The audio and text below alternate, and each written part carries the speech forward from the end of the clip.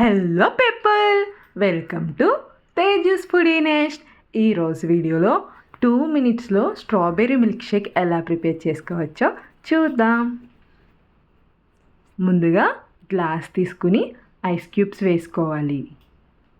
వీడియోలో చూపిస్తున్న ఈ స్ట్రాబెర్రీ ఫ్రూట్ క్రష్ అనేది మనకి బయట స్టోర్స్లోనూ లేదా అమెజాన్ అండ్ ఫ్లిప్కార్ట్లో కూడా అవైలబుల్ ఉంటుంది.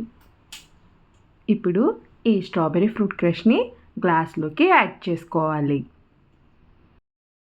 చివరిగా కాచి చల్లార్చుకున్న పాలు వేసుకుని బాగా మిక్స్ చేసుకుంటే స్ట్రాబెర్రీ మిల్క్ షేక్ రెడీ. ఈ స్ట్రాబెర్రీ మిల్క్ షేక్ని మీరెప్పుడైనా ట్రై చేశారా? ట్రై చేస్తే కామెంట్ చేయండి.